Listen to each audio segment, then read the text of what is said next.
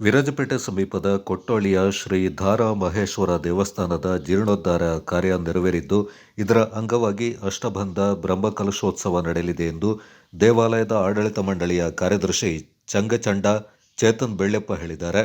February 7ರ ಶನಿವಾರ ಹಾಗೂ 8ರ ಭಾನುವಾರದಂದು ಅಷ್ಟಬಂಧ ಬ್ರಹ್ಮಕಲಶೋತ್ಸವ ಹಾಗೂ ಫೆಬ್ರವರಿ 14ರಿಂದ 18ರವರೆಗೆ ಶಿವರಾತ್ರಿ ಮತ್ತು ವಾರ್ಷಿಕೋತ್ಸವ ನಡೆಯಲಿದೆ ಎಂದು ಮಾಹಿತಿಯನ್ನು ನೀಡಿದರು. ಫೆಬ್ರವರಿ 7ರಂದು ಬೆಳಿಗ್ಗೆ 8:30ರಿಂದ ಗಣಪತಿ ಹೋಮ, ಪುಣ್ಯಾಹುತಿ, ದೇವನಾಂದಿ ಸೇರಿದಂತೆ ರಾತ್ರಿಯವರೆಗೂ ವಿವಿಧ ಪೂಜೆ, ಅನ್ನ ಸಂತರ್ಪಣೆ, ಹೋಮ ಹವನ ನಡೆಯಲಿದೆ.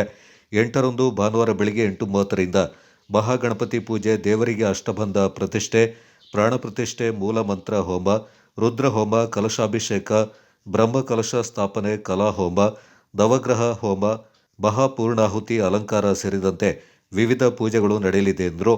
ಎಲ್ಲ ಪೂಜೆ ವಿಧಿವಿಧಾನಗಳನ್ನು ಮುಖ್ಯ ತಂತ್ರಿಗಳಾದ ಜನಾರ್ದನ ಭಟ್ ಅವರ ನೇತೃತ್ವದಲ್ಲಿ ಹಾಗೂ ದೇವಸ್ಥಾನದ ನಿತ್ಯ ಅರ್ಚಕರಾದ ವೆಂಕಟೇಶ ಭಟ್ ಅವರ ಸಹಾಯದಲ್ಲಿ ನಡೆಸಲಾಗುತ್ತೆ ಎಂದರು. ನಾವು ಕೊಟ್ಟೋಳಿ ಶ್ರೀ ಧಾರಾಮಹೇಶ್ವರ ದೇವಸ್ಥಾನದ ಆಡಳಿತ ಮಂಡಳಿಯವರ ಪರವಾಗಿ ನಾವು ಈಗ ಮಾತಾಡ್ತಿದ್ದೀವಿ. ಈ ವರ್ಷ ನಮ್ಮದು ಕೊಟ್ಟೋಳಿ ಧಾರಾಮಹೇಶ್ವರ ದೇವಸ್ಥಾನ ಒಂದು 800 ವರ್ಷ ಇತಿಹಾಸ ಹೊಂದಿರುವ ಒಂದು ಉದ್ಭವ ಲಿಂಗ ಇರುವಂಥ ದೇವಸ್ಥಾನ ಆಗಿರುತ್ತದೆ. ಸೊ ಅದರಿಂದ ಈ ವರ್ಷ ನಾವು ಕೊಟ್ಟೋಳಿ ಈಶ್ವರ ದೇವಸ್ಥಾನದ ಧಾರಾಮಹೇಶ್ವರ ದೇವಸ್ಥಾನದ ಕೆಲವು ಜೀರ್ಣೋದ್ಧಾರ ಕಾರ್ಯಕ್ರಮಗಳು ಮಾಡಿದ್ದೇವೆ. ಆ ಜೀರ್ಣೋದ್ಧಾರ ಕಾರ್ಯಕ್ರಮದ ಎಲ್ಲ ಕಾಮಗಾರಿಗಳು ನಡೆದ ಹಂತದಲ್ಲಿ ಇವಾಗ ನಾವು ಬ್ರಹ್ಮಕಲಶೋತ್ಸವ ಮಾಡೋಕ್ಕೆ ಏರ್ಪಾಡು ಮಾಡಿದ್ದೇವೆ. ದಿನಾಂಕ 7 ಶನಿವಾರ ಬ್ರಹ್ಮಕಲಶ ಸ್ಟಾರ್ಟಿಂಗ್ ಆಗಿ ನಾವು ಗಣಪತಿ ಹೋಮ, ನಂತರ ಗಣಪತಿ ಹೋಮದೊಂದಿಗೆ ವಿವಿಧ ಪೂಜಾ ಪುನಃಕಾರ್ಯಗಳು ನಡೆಯುತ್ತಿದೆ. ನಂತರ ಅನ್ನದಾನ ನಡೆಯುತ್ತದೆ 7ನೇ ತಾರೀಕಿಗೆ.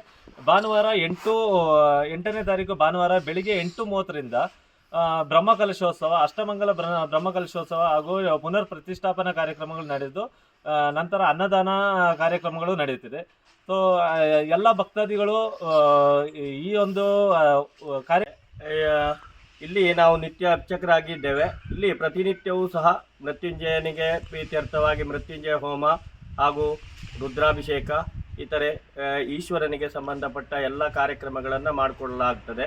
ತದನಂತರ ಮತ್ತು ನವಗ್ರಹಗಳ ಪ್ರೀತ್ಯರ್ಥವಾಗಿ ನವಗ್ರಹಗಳ ಪೂಜೆ ಮತ್ತು ಹೋಮ ಇತ್ಯಾದಿ, ಜಪ ಇತ್ಯಾದಿಗಳನ್ನು ನೆರವೇರಿಸಿಕೊಡಲಾಗ್ತದೆ.